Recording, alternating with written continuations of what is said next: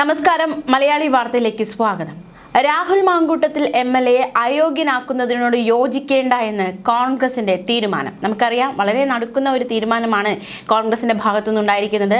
ആരോപണങ്ങൾ ഉയർന്ന സമയത്ത് തന്നെ രാഹുൽ മാങ്കൂട്ടത്തിനെ പാർട്ടിയിൽ നിന്ന് പുറത്താക്കി കോൺഗ്രസ് കൈകഴുകിയതാണ്. എന്നാൽ രാഹുൽ മാങ്കൂട്ടത്തിനെ MLA സ്ഥാനത്ത് നിന്ന് അയോഗ്യനാക്കുന്നതിനോട് യോജിക്കേണ്ട എന്ന തീരുമാനത്തിൽ കോൺഗ്രസ് എത്തിയിരിക്കുകയാണ്. തിരഞ്ഞെടുക്കപ്പെട്ട MLA എത്തിക്സ് കമ്മിറ്റി അയോഗ്യനാക്കുന്നത് തെറ്റായ കീഴ്വഴക്കം എന്നാണ് നിലവിൽ കോൺഗ്രസ് സ്വീകരിച്ചിരിക്കുന്ന നിലപാട്. UDF പാർലമെന്ററി പാർട്ടിയിൽ ഘടകകക്ഷികൾക്കും സമാന നിലപാടാണ് ഉള്ളത്. അതുകൊണ്ട് തന്നെ രാഹുലിനെ പുറത്താക്കിയ നടപടി ഇത്തരത്തിൽ അയോഗ്യനാക്കുന്ന കാര്യത്തിൽ കോൺഗ്രസ് വിരുദ്ധ അഭിപ്രായം, അതായത് രാഹുലിനെ സംരക്ഷിക്കുന്ന നിലപാടാണ് സ്വീകരിച്ചിട്ടുള്ളത് എങ്കിൽ പോലും രാഹുലിനെ പാർട്ടിയിൽ നിന്ന് പുറത്താക്കിയ നടപടി തുടരുമെന്നും കോൺഗ്രസ് നിലപാട് വ്യക്തമാക്കുന്നുണ്ട്. അതേസമയം രാഹുൽ മാങ്കൂട്ടത്തിനെ അയോഗ്യനാക്കണമെന്ന പരാതി DK മുരളി നൽകിയിരുന്നു. ഇതിൽ ഹിയറിംഗ് നടത്താൻ നിയമസഭാ പ്രിവിലേജ് ആൻഡ് എത്തിക്സ് കമ്മിറ്റി തീരുമാനിച്ചിരിക്കുകയാണ്. 23-ാം തീയതി കമ്മിറ്റിക്ക് മുമ്പാകെ ഹാജരാകാൻ മുരളിക്ക് എത്തിക്സ് കമ്മിറ്റിയുടെ നിർദ്ദേശം. മുരളിയുടെ പരാതിയിൽ സാങ്കേതിക പിഴവുണ്ടെന്നാണ് എത്തിക്സ് കമ്മിറ്റിയിലെ പ്രതിപക്ഷ അംഗങ്ങൾ ഇന്നലെ ഉന്നയിച്ചത്. രാഹുലിന്റെ കേസുകൾ ഉയർത്തി വിഷയം ക്രമപ്രശ്നമായി ഉന്നയിക്കാൻ അവസരം നൽകണമെന്നായിരുന്നു DK മുരളി മുന്നോട്ട് വെച്ച ആവശ്യം. ഇത്തരമൊരു ആവശ്യം എന്തിനാണ് എത്തിക്സ് കമ്മിറ്റി പരിഗണിക്കുന്നതെന്നായിരുന്നു പ്രതിപക്ഷ അംഗങ്ങൾ ചോദിച്ച ചോദ്യം. മുരളിക്ക് പിന്നാലെ രാഹുലിനെ കൂടി കേട്ട ശേഷമായിരിക്കും കമ്മിറ്റി തീരുമാനം എടുക്കുക. സാങ്കേതിക നടപടികൾ നീളുന്നതിനാൽ ഈ സമ്മേളന കാലത്ത് അന്തിമ നടപടി ഉണ്ടാകില്ല എന്നാണ് മനസ്സിലാക്കാൻ സാധിക്കുന്നത്. രാഹുലിനെ പുറത്താക്കിയെങ്കിലും എത്തിക്സ് കമ്മിറ്റി അയോഗ്യനാക്കുന്നതിനോട് കോൺഗ്രസിന് യോജിപ്പില്ല എന്നതും ഏറ്റവും ശ്രദ്ധേയം. എന്തായാലും ഈ ഒരു വിഷയം വളരെ ശ്രദ്ധേയമാണ്. അയോഗ്യനാക്കുന്ന കാര്യത്തിൽ ആ ഒരു തലത്തിലേക്ക് കാര്യങ്ങൾ നയിക്കേണ്ടതില്ല എന്ന് തന്നെയാണ് കോൺഗ്രസിന്റെ നിലവിലെ തീരുമാനം. അത്തരത്തിലുള്ള നിലപാട് കോൺഗ്രസ് സ്വീകരിച്ചിരിക്കുന്നു. എന്തായാലും 23-ന് DK മുരളിയുടെ പരാതിയിൽ ഇത് ഹിയറിംഗ് കേൾക്കുന്നുണ്ട്. കുറ്റാരോപിതനാണ് രാഹുൽ മാങ്കൂട്ടത്തിൽ. കുറ്റം തെളിഞ്ഞിട്ടില്ല. അപ്പോൾ കുറ്റാരോപിതരെ എങ്ങനെ അയോഗ്യരാക്കും എന്നാണ് UDF നിലപാട് സ്വീകരിച്ചിരിക്കുന്നത്. എത്തിക്സ് കമ്മിറ്റി അധികാരപരിധി കടന്ന് പ്രവർത്തിക്കാൻ പാടില്ല എന്നും യോഗത്തിൽ അഭിപ്രായം ഉയർന്നിരുന്നു. റോജി M. ജോണും UA ലത്തീഫും എത്തിക്സ് കമ്മിറ്റിയിൽ അയോഗ്യത നീക്കത്തെ എതിർത്തു. നിലവിൽ ലൈംഗിക പീഡനക്കേസുകളിൽ അന്വേഷണം നേരിടുന്ന രാഹുൽ മാങ്കൂട്ടത്തിലെ കോൺഗ്രസ് പാർട്ടിയിൽ നിന്ന് പുറത്താക്കിയെങ്കിൽ അദ്ദേഹം MLA സ്ഥാനത്ത് തുടരുകയാണ്. നേരത്തെ തന്നെ കോൺഗ്രസ് നേതാക്കന്മാർ വ്യക്തമാക്കിയ കാര്യമാണ്. അതായത് പാർട്ടിയിൽ നിന്ന് രാഹുലിനെ പുറത്താക്കിയ ആരോപണങ്ങൾ ഉയർന്നതിന് പിന്നാലെ അപ്പോൾ ഇനി ഈ ഒരു MLA സ്ഥാനത്തിൽ എന്താണ് തീരുമാനം എന്ന ചോദ്യത്തിന് അത് രാഹുലാണ് തീരുമാനിക്കേണ്ടത്. അത് രാജിവെക്കണമോ വേണ്ടയോ എന്നത് രാഹുലിന്റെ തീരുമാനമാണ് എന്നായിരുന്നു കോൺഗ്രസ് നേതാക്കൾ നേരത്തെ പ്രതികരിച്ചത്. എന്നാലും അയോഗ്യനാക്കേണ്ട അത് കീഴ്വഴക്കമല്ല എന്ന് കോൺഗ്രസ് വ്യക്തമാക്കുകയാണ്. കോൺഗ്രസ് രാഹുലിനെ പാർട്ടിയിൽ നിന്ന് സസ്പെൻഡ് ചെയ്യുകയും രണ്ടാമത്തെ പീഡന പരാതിയിൽ പാർട്ടിയിൽ നിന്ന് പുറത്താക്കുകയും ചെയ്തിരുന്നു. മൂന്നാമത്തെ പരാതിയിലാണ് സർക്കാർ കേസെടുത്തത്. അതിലൊന്നും തങ്ങൾക്കൊരു എതിർപ്പുമില്ലെന്നും നിയമത്തിന്റെ വഴി തന്നെ പോട്ടെ, അത് നേരിടട്ടെ എന്നതായിരുന്നു കോൺഗ്രസിന്റെ വാദം. എന്നാൽ എത്തിക്സ് കമ്മിറ്റിയിലൂടെ അദ്ദേഹത്തെ അയോഗ്യനാക്കാനുള്ള നീക്കം നടത്തുന്നത് ശരിയല്ല എന്നാണ് കോൺഗ്രസും UDFും ഒറ്റക്കെട്ടായി തീരുമാനമെടുത്തിരിക്കുന്നത്. ഇന്നലെ നിയമസഭയ്ക്കുള്ളിൽ UDFന്റെ പാർലമെന്ററി പാർട്ടി ചേർന്നപ്പോൾ പ്രത്യേക പരിഗണനയ്ക്ക് എടുത്തുകൊണ്ടാണ് ഈ വിഷയം ചർച്ച ചെയ്തത്. ഇത്തരത്തിലുള്ള നീക്കമുണ്ടായാൽ ശക്തമായി തന്നെ എതിർക്കാനാണ് UDFന്റെ തീരുമാനം. കഴിഞ്ഞ ദിവസം രാഹുൽ മാങ്കൂട്ടത്തിൽ ഈ നിയമസഭയിൽ ചേരാൻ എത്തിയിരുന്നില്ല. എന്തായാലും നിലവിലുള്ള തീരുമാനങ്ങൾ ഇപ്രകാരമാണ്. അയോഗ്യനാക്കുന്നതുമായി ബന്ധപ്പെട്ട്, അതായത് ഉടനെയൊന്നും രാഹുലിനെ അയോഗ്യനാക്കാൻ സാധിക്കില്ല, അതിനുള്ള ഒരു സാധ്യത ഇല്ല എന്ന് തന്നെയാണ് നമുക്ക് മനസ്സിലാക്കാൻ സാധിക്കുന്നത്. രാഹുൽ അത്ര പെട്ടെന്ന് MLA സ്ഥാനത്ത് നിന്ന് അയോഗ്യനാക്കാൻ സാധിക്കില്ല എന്ന് തന്നെയാണ് നിലവിൽ UDF മുന്നോട്ട് വയ്ക്കുന്ന വാദം. അതേസമയം രാഷ്ട്രീയ കേരളം കഴിഞ്ഞ ദിവസം കാത്തിരുന്ന ഒരു ദിവസമായിരുന്നു. അതായത് രാഹുൽ മാങ്കൂട്ടത്തിൽ വിഷയത്തിൽ പരാതിക്കാരികളെ നമ്മൾ കേട്ടു. ഈ രാഹുലിനെതിരെ വന്ന ആരോപണങ്ങൾ നമ്മൾ കേട്ടു. പരാതിക്കാർ ഒരു വിഷയം വരുമ്പോൾ അതിന് രണ്ട് വശങ്ങളും രണ്ടുപേർ പറയുന്നതും കേൾക്കണമല്ലോ. അപ്പോൾ രാഹുലിന് എന്താണ് ഈ വിഷയങ്ങളിൽ പറയാനുള്ളത് എന്ന ഒരു ചോദ്യം പലരും ഉന്നയിച്ചിരുന്നു.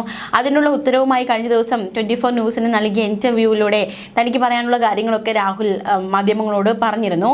ആദ്യമായി തന്നെ രാഹുൽ സംസാരിച്ചു തുടങ്ങിയത് ഇപ്രകാരമാണ്. അതിന്റെ വിശദാംശങ്ങളിലേക്കാണ് നമ്മൾ പോകുന്നത്. എന്താണ് രാഹുൽ മാങ്കൂട്ടത്തിന് പറയാനുള്ളത്? കേരളക്കര, പ്രത്യേകിച്ച് രാഷ്ട്രീയ കേരളം ഒന്നടങ്കം ആ ഒരു ചോദ്യം ഉന്നയിച്ചിരുന്നു. രാഹുലിന് പറയാനുള്ള അവസരം ഉണ്ടാകട്ടെ, രാഹുലും പറയട്ടെ.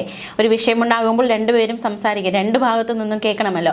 അപ്പോൾ രാഹുലിന് എന്താണ് പറയാനുള്ളത് എന്ന ചോദ്യത്തിന് കഴിഞ്ഞ ദിവസം ഒരുപാട് കാര്യങ്ങൾ 24 ന്യൂസിന് നൽകിയ ഇന്റർവ്യൂവിലൂടെയാണ് ഒരുപാട് കാര്യങ്ങൾ രാഹുൽ പറയുകയുണ്ടായി. ആദ്യം തന്നെ രാഹുൽ നൽകിയ ഒരു വ്യക്തത വരുത്തിയത് എന്തുകൊണ്ട് വിവാദങ്ങളോട് നേരത്തെ തന്നെ പ്രതികരിച്ചില്ല. പ്രത്യേകിച്ച് ഒളിവിൽ പോകുന്നതിന് മുന്നേ തന്നെ ഈ വിവാദങ്ങളൊക്കെ വന്നപ്പോൾ രാഹുൽ ഇവിടെ ഉണ്ടായിരുന്നു. രാഹുലിന് പ്രതികരിക്കാമായിരുന്നു. പക്ഷെ രാഹുൽ സത്യം വിജയിക്കട്ടെ എന്ന് മാത്രമാണ് അന്ന് ഫേസ്ബുക്കിലൂടെയൊക്കെ പ്രതികരണം നടത്തിയത്. എന്തുകൊണ്ട് ഒരു വിശദമായ പ്രതികരണം രാഹുൽ നടത്തിയില്ല? രാഹുലിന് പിഴച്ചത് എവിടെയാണ് എന്ന ചോദ്യമാണ് അവതാരകന്റെ ഭാഗത്തു നിന്നും രാഹുലിനോട് ഉണ്ടായത്. രാഹുലിന്റെ മറുപടി എന്താണെന്ന് നോക്കാം. എന്തുകൊണ്ട് വിവാദങ്ങളോട് നേരത്തെ പ്രതികരിച്ചില്ല? താൻ കാത്തിരിക്കുകയായിരുന്നു സംസാരിക്കാനായി, അല്ലെങ്കിൽ ഈ കാര്യങ്ങളിലൊക്കെ ഒരു വ്യക്തത വരുത്താനായി, മറുപടി പറയാനായി താൻ കാത്തിരിക്കുകയായിരുന്നു എന്നാണ് രാഹുലിന്റെ മറുപടി. ഞാനായി തന്നെ വിഷയത്തിൽ സംസാരിച്ചു തുടങ്ങുന്നത് ശരിയല്ല. അപ്പുറത്ത് നിൽക്കുന്ന ആൾക്കാരെ പറഞ്ഞതെല്ലാം അപ്പുറത്ത് നിൽക്കുന്ന ആൾക്കാർ പറഞ്ഞതെല്ലാം വൈകാരികമായി കേട്ട ഒരു വ്യക്തിയാണ് താൻ. അവർ ആദ്യം പറയട്ടെ, അതായത് പരാതിക്കാർ ആദ്യം പറയട്ടെ എന്ന് തന്നെയാണ് താൻ കരുതിയത്. അവർ പറഞ്ഞത് വിശ്വസിക്കാനാണ് താൻ ആഗ്രഹിച്ചത്.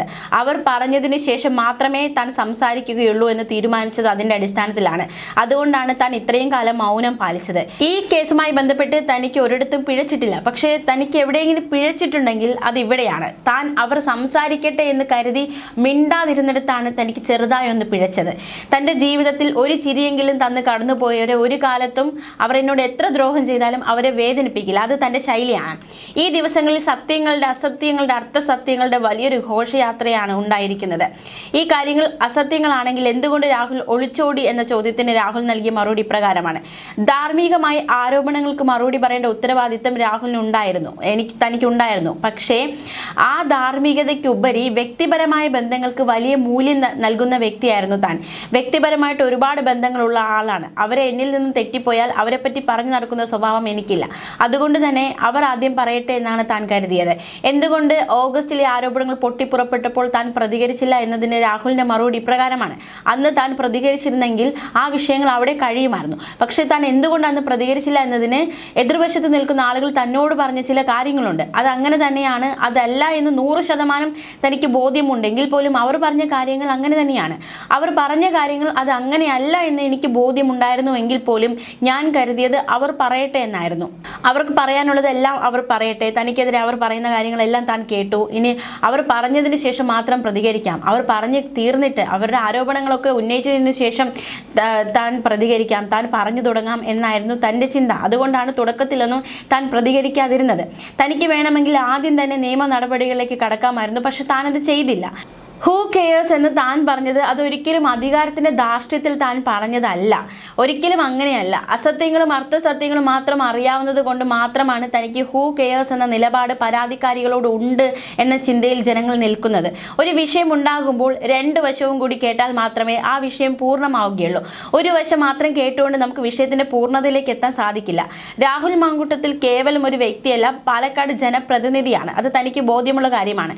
ആ ജനങ്ങളോട് എനിക്ക് ഉത്തരവാദിത്തമുണ്ട്. ആ ഉത്തരവാദിത്വത്തോട് നിന്നുകൊണ്ട് തന്നെ ഞാൻ അന്നും ഇന്നും പറയുന്ന ഒരേ ഒരു കാര്യം, ഞാൻ ഈ രാജ്യത്തെ ഏതെങ്കിലും നിയമത്തിന് വിരുദ്ധമായ കാര്യങ്ങൾ ചെയ്തിട്ടില്ല എന്ന് തന്നെയാണ്. ഇന്നുവരെ ഒരു സ്ത്രീയെ അവരുടെ അനുവാദമില്ലാതെ അവരെ ഞാൻ തൊടുകയോ അവരെ ഞാൻ മോശമായി അവരോട് പെരുമാറുകയോ ചെയ്തിട്ടില്ല. അത്തരം ധാർമ്മികതകൾ വെച്ചു പുലർത്തുന്ന വ്യക്തി തന്നെയാണ് താൻ. അധാർമികതയിലേക്ക് താൻ പോയിട്ടില്ല. അതുകൊണ്ട് തന്നെ തെറ്റായി താൻ ഒന്നും ചെയ്തിട്ടില്ല, നിയമത്തിനെതിരായിട്ട് താനൊന്നും ചെയ്തിട്ടില്ല.